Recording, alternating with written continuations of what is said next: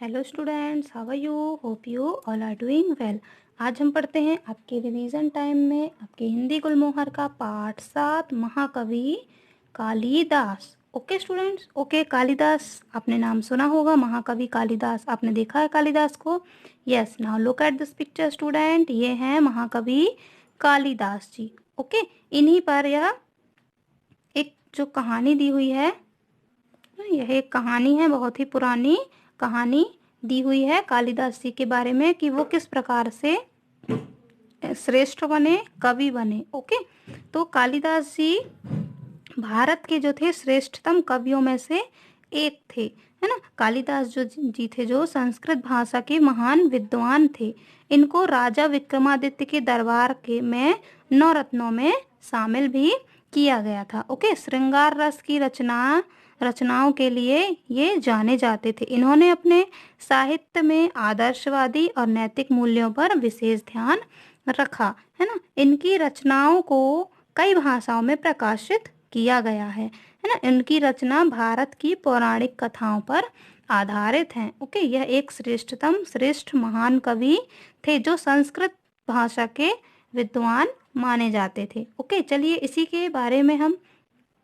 के बारे में हम एक छोटी सी प्राचीन कथा मैं आपको शॉर्ट में सुनाती हूँ।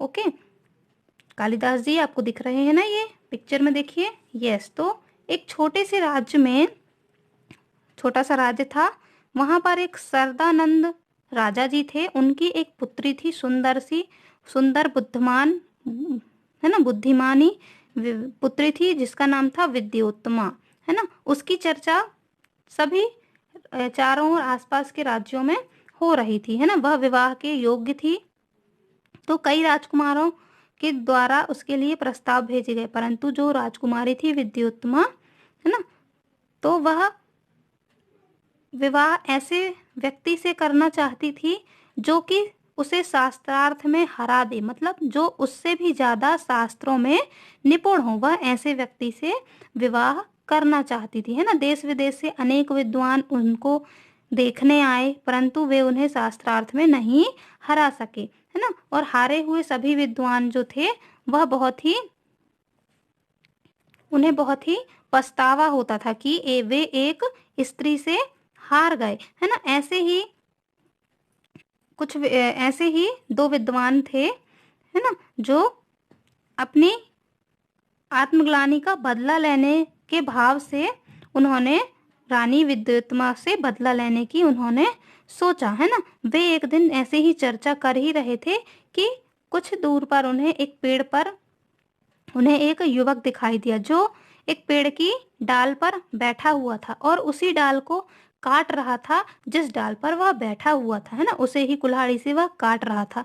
वे उसे देखकर आपस में बातें करने लगे कि क्यों ना इसी मूर्ख को राजकुमारी से विवाह करने के लिए इसे प्रेरित किया जाए, उसे बोला जाए, उसका घमंड चूर चूर हो जाएगा। मतलब वे राजकुमारी विद्योत्तमा को सबक सिखाने के लिए उन्होंने इस मूर्ख को मनाया, है ना, और पास बुलाया उसे, और उसके लिए उन्होंने यह प्रस्ताव रखा कि तुम्हारा विवाह एक सुंदर राजकुमारी से हम करवा सकते हैं।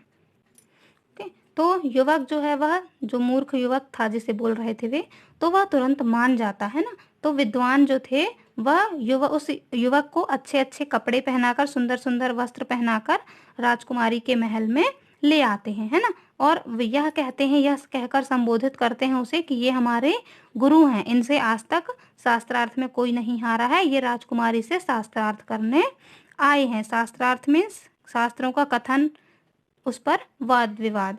ओके, तो उन्होंने कहा कि कृपया इसलिए कृपया आप इनसे संकेतों पर ही प्रश्न करें, क्योंकि ये बोल नहीं सकते और सुन नहीं सकते। इस प्रकार से उन्होंने झूठ बोला, है ना, कि यह जो हमारे गुरुजी हैं वे बोल नहीं सकते और ना सुन सकते हैं, इसलिए इनसे जो भी प्रश्न पूछे जाए वह संकेतों के माध्यम से पूछे जाए। तो जो राजकुमारी विद्योत्तमा हो रहती है वह मान जाती है और प्रारंभ करती है अपने शास्त्रार्थ करना, है ना। तो विद्योत्तमा जो राजकुमारी थी वह अपनी एक उंगली उठाकर और संकेत करती है कि ईश्वर एक है ना, परंतु किया, है ना, तो युवक ने सोचा कि राजकुमारी मेरी एक आंख फोड़ना चाहती है।